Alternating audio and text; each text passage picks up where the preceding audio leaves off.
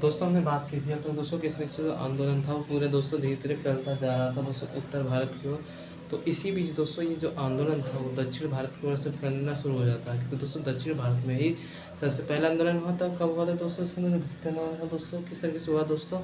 जैसे ही रामानंद थे दोस्तों उत्तर भारत के अंदर लेके, क्योंकि दोस्तों उत्तर भारत में तो कोई उस वक्त भक्ति आंदोलन था ही नहीं, तो इसलिए दोस्तों इसके अंदर दोस्तों सबसे पहले महाराष्ट्र के अंदर ये आंदोलन की शुरुआत हो जाती है दोस्तों। तो इसमें महाराष्ट्र के अंदर दोस्तों कौन कौन से प्रमुख संत थे, ये दोस्तों सबसे महत्वपूर्ण है। तो दोस्तों जो महाराष्ट्र आंदोलन में दोस्तों सबसे प्रमुख संत दोस्तों जो संत ज्ञानेश्वर थे दोस्तों। संत ज्ञानेश्वर दोस्तों लगभग दोस्तों 1275 के आसपास के दोस्तों।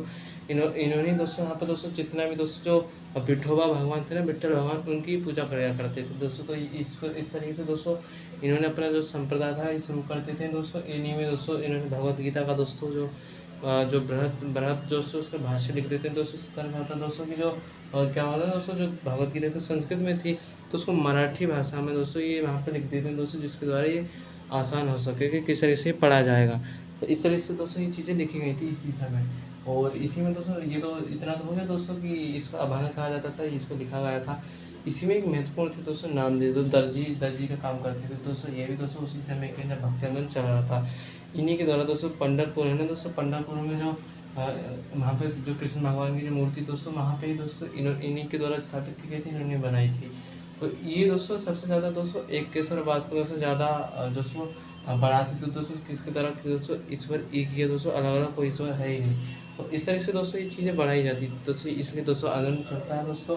फिर इसके बाद क्या होगा दोस्तों, इसके अंदर धीरे धीरे जो दोस्तों यहाँ पे नाम देते इनके द्वारा किया जाता है दोस्तों। जो वारकरी संप्रदाय था उसकी स्थापना की जाती है दोस्तों। आजकल देख ही सकते हैं दोस्तों कौन कौन से संप्रदाय, वारकरी संप्रदाय, पल्लव जो दोस्तों संप्रदाय, ये सभी संप्रदाय हैं। फिर इसके अंदर देखें तो दोस्तों ये तो दोस्तों जो अलग थे, जो अन्य दोस्तों जो रिलीजन के दोस्तों भक्ति आंदोलन थे उसके बारे में दोस्तों आगे आगे समझ लीजिए।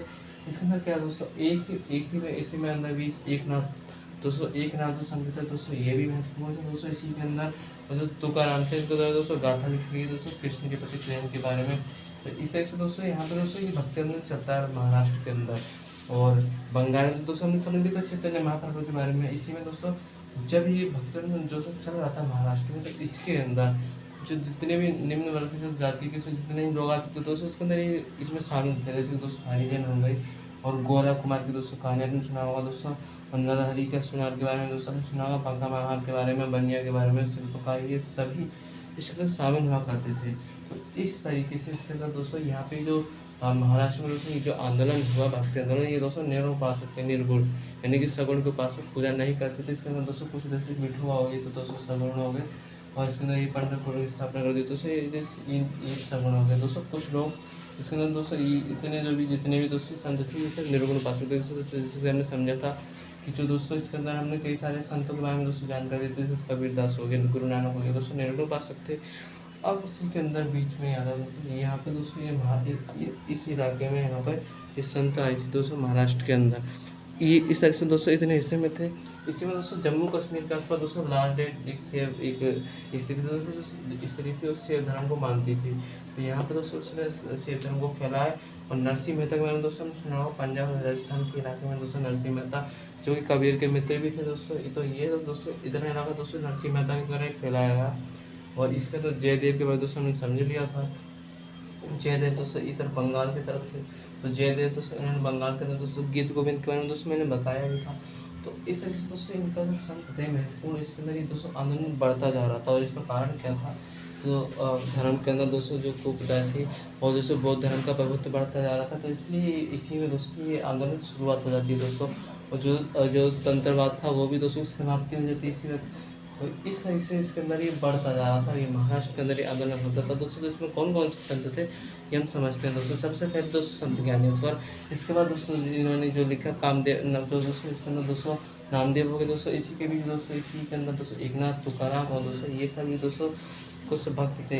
इसी समय आए थे दोस्तों। ये भी निम्न वर्ग से आते थे दोस्तों, जैसे हरिजन समाज हो गया दोस्तों, ये सभी कुम्हार, ये सब निचले वर्ग में उस समय माने जाते थे।